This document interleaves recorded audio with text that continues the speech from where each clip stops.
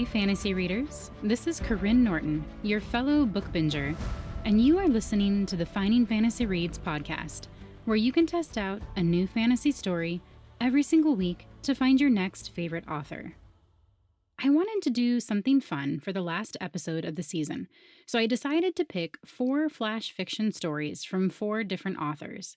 2 of the stories are being featured in a brand new anthology from Havok, and 2 of them are from deep in the Havok archives, but they are handpicked by me because I adore the stories and the authors. It's an eclectic collection with a magic school setting, a bittersweet love story, a steampunk, and a Wizard of Oz story, so there's something for everyone.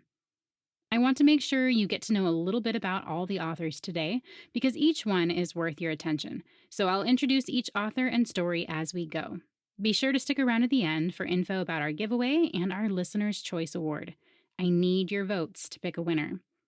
The first story is easy to introduce because it's one of my own, and it's narrated by my brother, Paeter Frandsen. It's about a boy who visits a phoenix hatchery and discovers a secret not just about phoenixes, but about himself. Last summer, I submitted A Dying Phoenix to Havok on a whim, and in addition to being published, it went on to be picked for the Reader's Choice Award for their Season 10 anthology, Legendary. That anthology was published just last week, and it has over 30 fantastic flash fiction stories if you're looking for more great stories and authors. I also recently found out A Dying Phoenix was chosen as a finalist for the Realmmakers Short Story Fiction Award. The winner will be announced at their dinner in July. Frankly, I will be a winner even if I don't win, because the winner will have to give a speech, and it's one thing for me to hide in my closet and read you all a bunch of stories, and it's another for me to stand up on a stage and put 2 words together. Regardless, I'm so grateful for the amount of love people have shown for this story. Please enjoy A Dying Phoenix by Karyne Norton.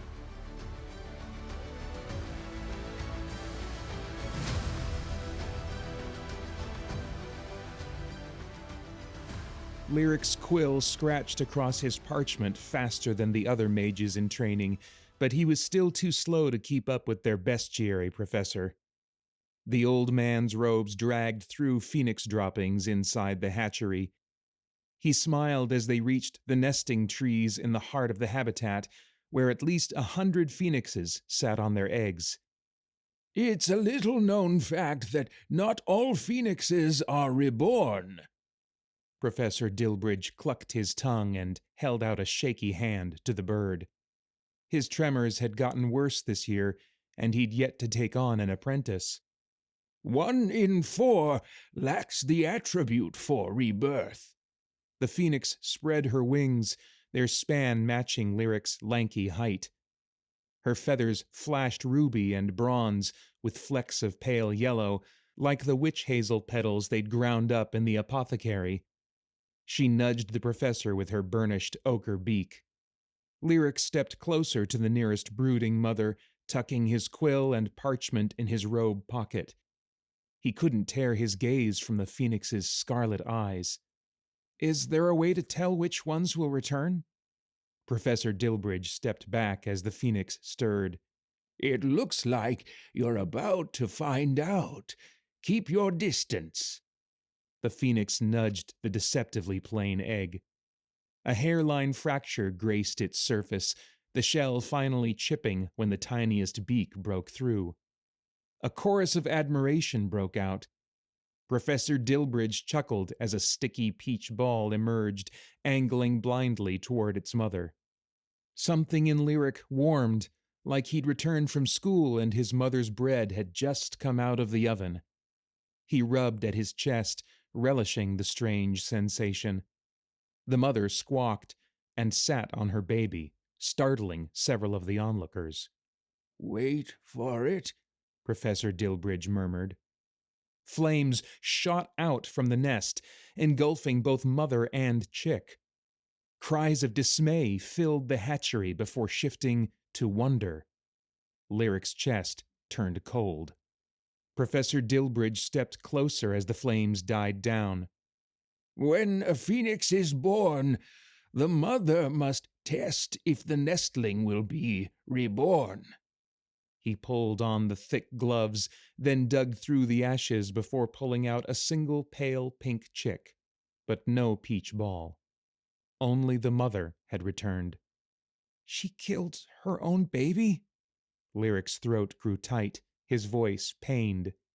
She tested it, Professor Dilbridge corrected, but his eyes held sadness. It's the way of nature. He passed the nestling off to a senior student headed for the artificial hatchery when another phoenix roused in her nest. Looks like we get to try our hand again. Professor Dilbridge beckoned them all over. Lyric lagged behind, his heart heavy. This time, a fuchsia nestling broke free from its egg, squawking as if it knew its fate. The warmth returned to Lyric's chest, but this time the heat made him double over. Fire rolled through his torso in waves, and his focus wavered until the phoenix burst into flames. Are you all right? Professor Dilbridge placed a hand under Lyric's elbow.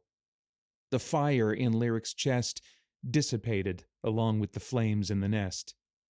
Yes, I just got dizzy, he mumbled. Professor Dilbridge eyed him suspiciously, then retrieved 2 nestlings from the ashes. The students cheered, but Lyric stayed quiet, his gaze straying to the first empty nest. Come, Professor Dilbridge said. This next nest holds several eggs, most of them abandoned by mothers forced to go through their rebirth early. As the others continued, Lyric stepped up to the first nest, running a finger through the warm ashes. Fluttering heat coursed through him again, the warmth of a single precious life. He soon rejoined the others, his heart no longer in the lesson. Professor Dilbridge moved aside a brooding phoenix, ignoring her pecking, and revealed 6 eggs. Feel how warm they are? The students placed palms on eggs. Lyric hesitated, then tentatively let the tips of his fingers graze the hard shell of the one nearest him. The same sense of home flooded him, and he relaxed against the egg. He let his hand graze a second one, but gasped as fire engulfed his chest.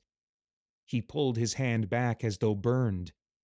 Carefully, he tested the other eggs, feeling for warmth versus fire. Only the second egg held the heat of infinite lifetimes. This is the only phoenix that will be reborn. Lyric winced as he touched the egg. Classmates tittered, but Professor Dilbridge's gaze sharpened as he let the phoenix return to her eggs. Lyric hesitated. Can't you feel it? Class dismissed, Professor Dilbridge said. Lyric, stay with me. The students whispered and lingered, while Professor Dilbridge led Lyric to a secluded 4th nest where another mother moved aside to let her baby hatch. Tell me, Professor Dilbridge whispered. Which is it? A light amber bird emerged, and Lyric sensed hot chocolate and winter blankets. His heart sank. Something in him snapped. He bolted forward as the mother phoenix squatted over her baby. No! Lyric ignored his professor's warnings, reaching beneath the phoenix and fumbling for something soft and fragile. He hissed when the beak pricked his fingertip, but he wrapped his hand around the baby, pulling it to safety as the mother erupted in flames. Lyric fell back, blocking his eyes and tucking the bird inside his robes. What were you thinking? Professor Dilbridge bent over Lyric, eyes wide as he checked for injuries. This one won't be reborn. Lyric pulled the tiny nestling out from under his robes. The bird leaned into his hand. He only has one life to live.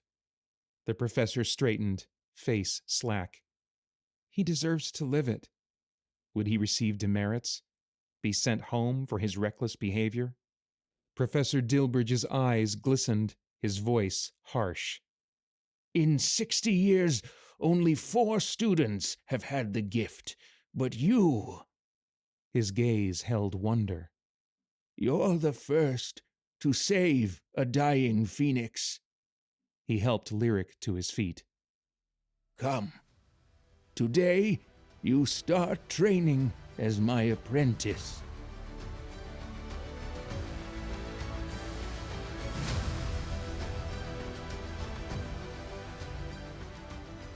I hope you enjoyed listening to A Dying Phoenix by Karyne Norton, narrated by Paeter Frandsen of Christian Geek Central.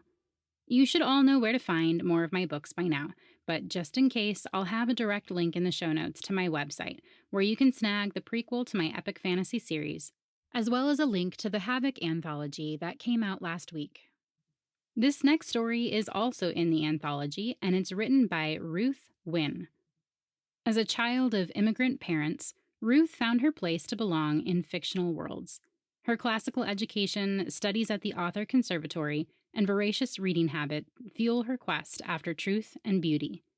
When she's not writing magical characters finding victory in darkness, she can be found reading Shakespeare, singing opera, and training her dogs in rural South Carolina.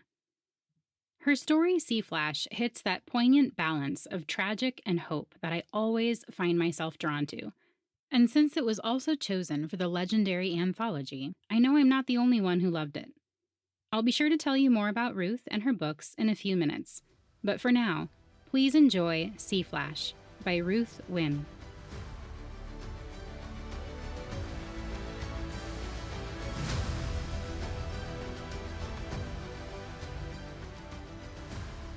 Most who sail the sea are afraid of enduring a storm. I'd not be anywhere else for all the gold on all the islands, because I only see him when lightning strikes the ocean. Raindrops plummet down my neck, each dying quick deaths in the jade dark waves. Night thickens around me and my coracle bobs beneath, rolling me away from my own ship at my back. My eyes scan the torrent-scarred horizon for the first white flash.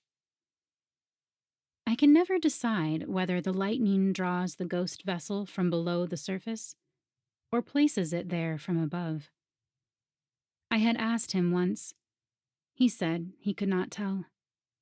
Even when his 10 years are up and he can set foot on land again, it's likely the mysteries of my husband's servitude will only come to me like echoes in a seashell. A captured reflection of the ocean, and not the ocean itself. But that does not matter when the storm rives the sky and his ship appears. I press forward. My love is waiting. These oars are not made of a size for a woman, but those who scoff at my strength would cease laughing if they saw me row. Cold rain stings my arms, but they burn with exertion and with hope. Hope keeps us both afloat, him and I. Me, sane when I should be mad. Him, alive among the dead. Another diamond flash illuminates the prow of his ghost ship. How do I look from his vantage point? Like the souls he ferries to the other side, just before they drown? Rising over my little boat, fingers of frigid water claw my body and snap, drenching me further. I shake them off, blinking away their icy touch. You will not have me. I board his ship alive. The storm laughs back in a crash of thunder, as if it heard me. I hope it can. I hope it tells the sea that it can curse my husband, but not take him from me. For 7 years I've cheated it in exchange for the fleeting, forbidden moments we share on board the ship of the lost before he must send me away. I can survive 3 more. The next bolt is meant to frighten me. I know it. I spit salt, whipping my soaking locks out of my face and heaving my shoulders back. The sea answers, rearing its head, and for a moment, I see the horses the ancients believed pulled Poseidon's chariot. Do your worst. I'm a fool to shout it, except I've survived its worst already. Faster than sight, the lightning beacons the way once, twice, a dozen times, helping me even as it threatens me. Thunder crackles, but the roar in my ears warns me of another wave. Nearly there. With a haul of my arms, the boat clambers up a tilted wall of water, tipping upwards as the billow stretches out translucent green. My heart spills out of place, and the oars bite into my hands. But with a splash, we drop on the other side. A few more strokes. Wind tackles me. A second swell catches the coracle, and it roils. A third hurls me into midair. The oars tear my skin as the sea sucks them below. I hit the water. My body spins downward. Every nerve screams against my gritted teeth. My hand breaks through to the rain-specked air before the sea claims me again, trying to bury me without earth.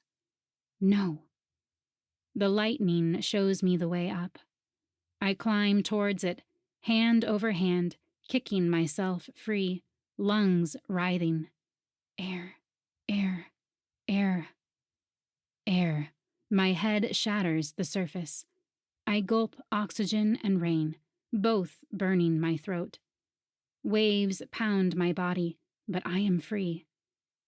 Before I find my bearing, my shoulders slam against crusted wood. The ship. Something slaps the water, snaking dark and twisted through the froth. A rope. It slips through my numb fingers, and I snatch again, the effort searing my arm. The coarse hemp scrapes my palm, and I cling with all my strength. The rope tautens, drawing me upwards against the stinging torrent. White light plays like hearth fire on a face above me. I gasp as hands grasp me, and I tumble over the side. His arms tighten around me, strong, safe, warm. Murmuring my name, his hoarse whisper cuts through the bellowing of the gale. His tattered coat circles my shoulders with his familiar smell of salt and smoke. He leans his head back to gaze at me. You shouldn't have come. The trails of wetness on his face are more than the storm's blood, as are those on mine. Where else would I be? I bury my head on his shoulder, and his roughened fingers tangle in my hair. Look.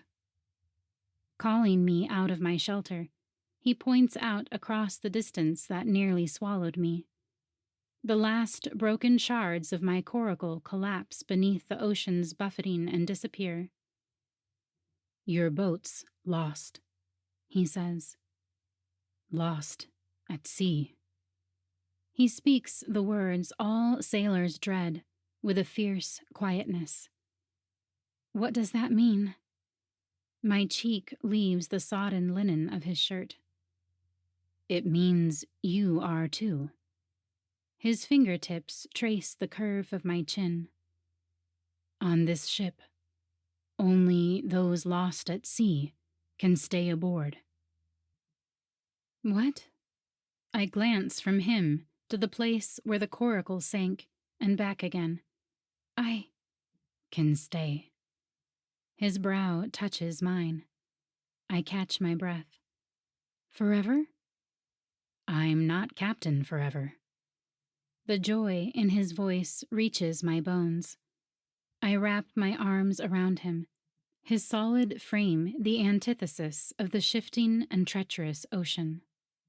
3 years at sea is a short enough voyage, compared with the eternity I've just crossed. The lightning shines brighter on us than starlight.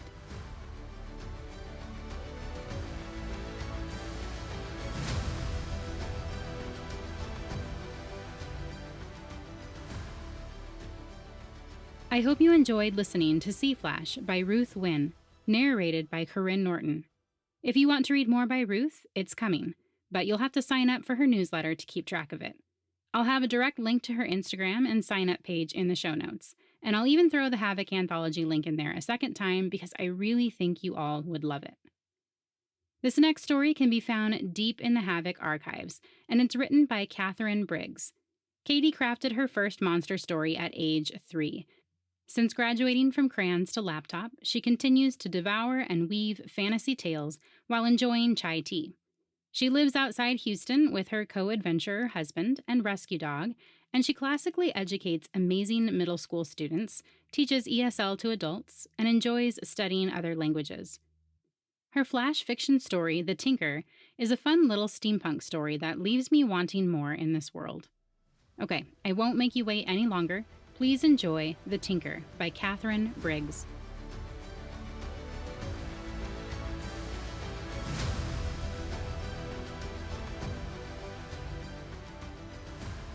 When fleeing the country, was it normal to feel like a rat stuck on a skinny branch above a pack of snarling wolves? Even though tonight I would leave forever, I swept dust off the floors, checked for cobwebs in the spick and span nooks and corners, and comforted myself that I would no longer face this tangle of shelves, gadgets, and shadows every evening. Time to hang up the family apron and forget our hoarded secrets for good. Except grandfather's book. Blocks away, assessors' warning cries ripped the air. They didn't want me, yet. Still, I cringed before recounting today's sales, and cringed again. Ouch. Father and grandfather would roll over in their graves. I couldn't even hold one of our firecracker candles to their craftsmanship. Yet I wore our surname Fidger as a sobriquet and undeserving credential. Everybody needs something fixed, or a new doodad to make life a pinch easier, especially on the cheap. That's how we tinkers stick around through thick and thin. How many times did they tell me that? How about tinkers who can't think up new doodads? I would retort silently. I dragged my palm across my prickly stubble, then reached around my neck for the chain and attached sound recording gizmo, Father's greatest contraption. To me, anyway. I clicked its tiny widget for courage, and Melody's sugar-sweet recorded voice floated to my ears like a song. Oh, Fidger. The most beautiful wind chimes couldn't compete with her laugh. I'm not sure what to say. So many things. How about, I love you very much forever and ever? My cheeks warmed. I was the luckiest guy in the world having a girlfriend like that. Why couldn't everyone see her as I did? Then we wouldn't have to run before the assessors studied her pretty face and spied the unwanted blood lurking high in her family tree. Before the borders closed tonight. Stupid war. My heart squeezed. She was waiting for me with the last 2 train tickets. I'd worked long, grueling hours for those. Saving the damsel, escaping the bad guys. Why didn't I feel like a hero? Time for final packing. I snagged practical wares like warming blankets, flexible indestructible boots, medicines to cure frightfulness and queasiness, and glowing lights to see by, though I forewent the umbrella hats, recording contraptions, and one-time-use flying messenger devices. My mind traipsed to the hidden cabinet beneath the selling counter, holding the remains of grandfather's dabblings before they were deemed illegal. Since childhood, I'd carried his book of secrets in my breast pocket and dreamed of replicating his invisibility blanket, originally intended to conceal messes from surprise guests, but I'd either fail miserably, as usual, or be caught trying. I shuffled my feet toward the front door to hang the closed sign. One last time. I sucked in a breath, lifted the placard, and imagined Father's shop ransacked like so many abandoned others. Did I double-check the storage room? Couldn't leave a hungry sneak varmint trapped back there, even if it had never happened before. I dashed to the back room, then heard a scuffle of movement. Not a varmint. Late-night customers? I circled around and found the shop empty. Yanking my shoulders down, I shut off the remaining lights, secured the closed sign, and fished the old key from my trouser pocket. I froze. An intruder's eyes glinted like coals in the darkness. His small, shadowed form stood pressed against a shelf. "Please." His young, wide eyes and accent betrayed him. An unwanted hid in my shop. My insides turned over. Assessors bellowed. Things crashed and shattered outside, surely from the business next door, followed by tempests of cussing. What should I do? Hail the authorities? Run and leave him? I recoiled and glanced at the waif again, and saw the unmistakable hint of her. Melody. Choking, I raced to the hidden cabinet and hissed, "Hold still." "Please remain functional." I flung the invisibility blanket over the boy. Assessors tore the shop door off its hinges.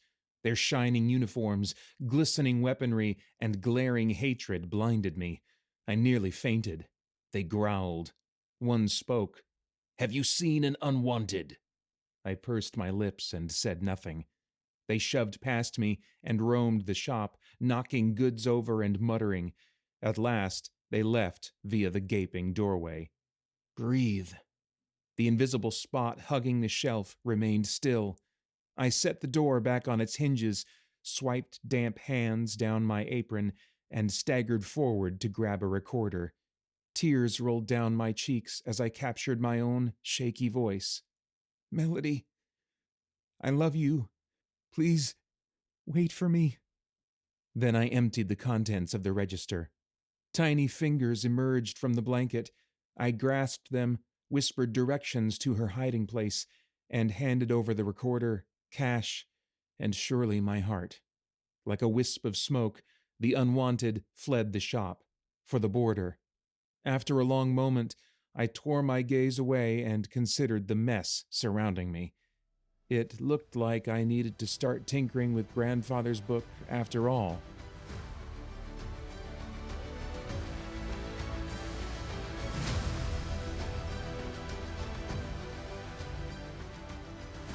I hope you enjoyed listening to The Tinker by Katherine Briggs, narrated by Paeter Frandsen of Christian Geek Central. In addition to being one of my closest writing friends, Katie is the fantastic author of The Eternity Gate, the first book in a YA fantasy duology put out by Enclave. The second book comes out this fall, and I can't wait to read it. While we're all waiting, you can head to Katie's website and sign up for her email newsletter to grab her short story collection, Experiments and Enchantment. I'll have the direct link for it in the show notes.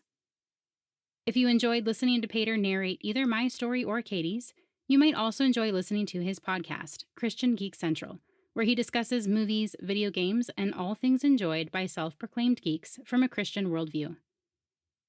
This last story is kind of the reason I had this whole idea. One of my very favorite authors doesn't write short stories, and it made me sad that I had no excuse to invite her to be featured on the podcast. Until I discovered something so far back in the Havok archives that it's not even in their digital archives, but their old magazines. It was a fun little story featuring a munchkin who's destined to save Oz, and it was written by Nadine Brandes. Nadine is the author of 6 young adult books that range from dystopian to historical fantasy. Her dystopian Out of Time series is one of my son's favorites, and her fantasy Wishtress is one of mine. She is an adventurer with 4 kids, all born in the last 6 years, and she loves Jesus, Harry Potter, and Fiddler on the Roof. I haven't actually sat through a complete viewing of that last one, so maybe I should revisit it. I'll have more info on Nadine's books in a few minutes, but for now, please enjoy Great and Powerful by Nadine Brandes.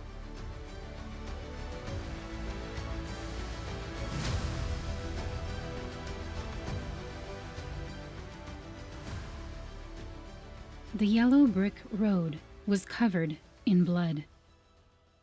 I stumbled around a pool of putrid muck, my bare feet chafing against the cracked bricks. My gloved fingers slid into my pocket and wrapped around a slender wand. A shock ran through my body. The same as when Glinda first handed it to me through the bars of her cell. What did the flying beasts do to her? Which did they harvest for the Monkey King, her brain or her heart? It didn't matter. She was dead. And I carried her final spell. What if I forgot her instructions? What if the monkeys saw past the straw and burlap of my scarecrow disguise? What if the weapon in my belt pouch didn't actually work? I'd remain Brix the cowardly Munchkin forever, and Munchkinland would fall. Deep breath. What had Glinda said? Take the wand to your homeland. Plunge it into the ground. Save the last Ozians. Weak-limbed, I crested a hill and saw it. Munchkinland. The once colorful tree houses were nothing more than charred blobs in burned trees. Lining the brick road between me and Munchkinland waited a dark army of flying monkeys. Some hovered in the air, while others directed groups of scarecrows and tin people. Glinda's wand vibrated in my pocket. If ever there was a time to be brave, it was today. The Emerald City had fallen. I was Oz's last hope. I checked my straw stuffing, took a deep breath, and stumbled down the hill. Monkeys screeched. I kept my eyes down, trying to approach without any evidence that my brain remained in my skull or my heart in my chest. Could they hear my pounding pulse? Could they sense my spinning thoughts? A grizzled monkey landed by me. I stifled a gasp. He poked me. I flinched, and a second monkey landed. Just keep walking. I trudged past scarecrows bandaging monkey wings and tin people oiling bowstrings, preparing for the final attack on Munchkinland. Beneath those burlap and tin faces, would I recognize any of these slaves? No matter. Their brains and hearts were gone. And if I didn't get Glinda's wand to Munchkinland, I'd share their fate. The circling monkey tugged at the pouch on my belt. In reflex, I snatched it away. He screeched and grabbed my arm, dragging me away from the slaves. Now I'd done it. We weaved through clumps of soldiers until I ended up in front of a colossal monkey. He huddled by a fire, wings folded tight against his muscled back. An emerald crown rested on his head. The Monkey King. He raised his eyes. Ah, good. More fodder for the fire. Fodder? My gaze darted to the flames, lapping at straw hats and torsos and limbs. Oh my. They were about to discover my secret. The monkey minions attacked with delighted cackles. Claws ripped into my skin. Joints popped. I screamed. They froze. The king straightened.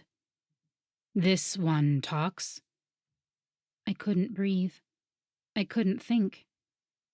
Then, delivery for you, sir. I plunged my hand into my pouch and withdrew my only other weapon, a crumpled red poppy. I held it out. The Monkey King slapped my hand away, and the poppy tumbled into the fire. No. You are an Ozian fool. The poppy burst into flames, sending up puffs of crimson smoke. You really thought you could deceive me? His gaze slid to his soldiers. Tear her apart.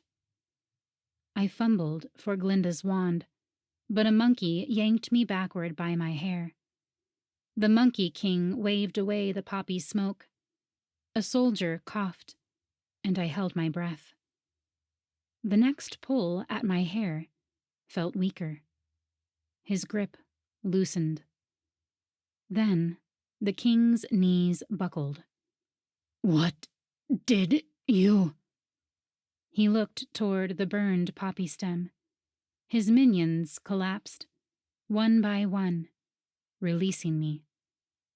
"Her poppy?" His lids closed, his wings drooped, and then he fell, unconscious, into the fire. Flames caught his fur. Burned hair mingled with the sweet, sleep-inducing poppy smoke.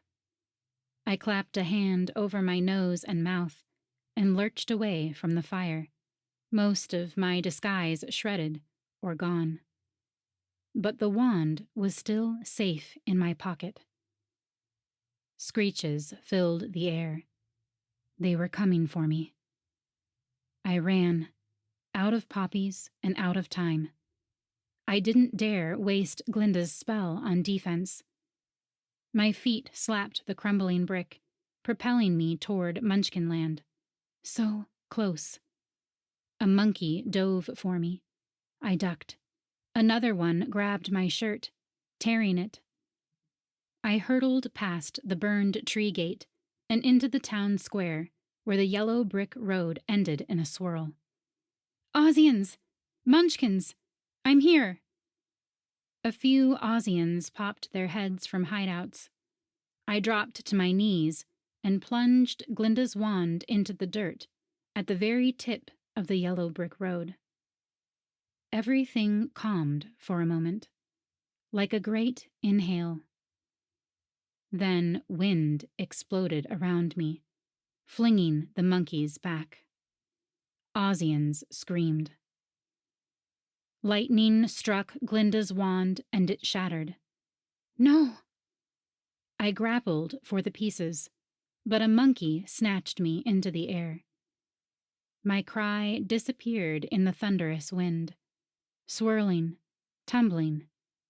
Debris climbed through the twister. A white fence post spiraled toward me. I welcomed it. It struck, and all went black. Spinning. Warmth. Voices? I fought for consciousness. Someone tugged at my arm. No. I didn't want to be burned in the monkey fires. Leave my brain alone.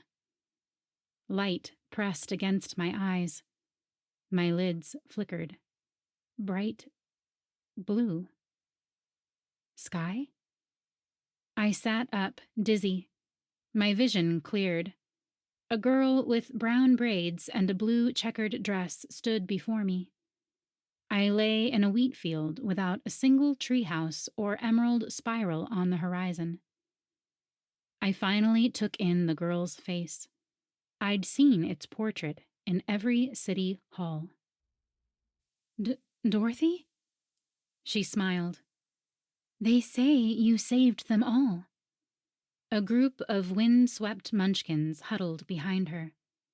Their faces displayed an emotion I'd never before seen directed toward me. Pride. I swallowed hard. Where are we? Dorothy swept her arms wide. Welcome to Kansas.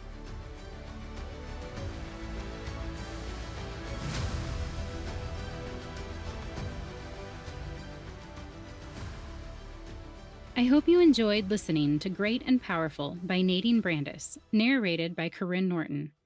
Nadine has a brand new science fantasy book coming out in July called The Nightmare Virus. It's Inception meets Ready Player One, which means it would be an automatic buy for me even if it wasn't written by her. I'll have the pre-order link in the show notes. Don't forget, we're running another giveaway this month. You have only 4 more days to enter to win several fantasy audiobooks along with a 3-month Audible subscription. You can enter to win at findingfantasyreads.com/giveaway, and I'll have the link in the show notes. But wait, this is the final full episode of the season, and I have a very important task for you. I know I always close out the episode asking for you to leave a review or sign up for the newsletter, something to help grow the podcast and keep us connected. But today, I'm asking you to do one last thing for the season, and I would venture to say it's the thing I want you to do the most out of anything I've ever asked. I want you to vote for your favorite story on the podcast this first season. There are so many to choose from. I know it's going to be hard, but I have them all laid out on a Google form, and you simply have to click and submit. This award is more important to me than the others because this tells me what you want more of, and it tells the author just how much his or her stories are valued. And authors need to hear that. We're sort of a self-deprecating bunch, and an award like this can help us finish whatever tough chapter we're writing. So please go to findingfantasyreads.com/vote or click on the direct link in the show notes to place your vote. I'll be announcing the award winners on a short bonus episode in June. But otherwise, you all will have to wait until August 6th to hear my voice again. I appreciate you all so much. Thank you for listening, have a wonderful summer, and happy reading.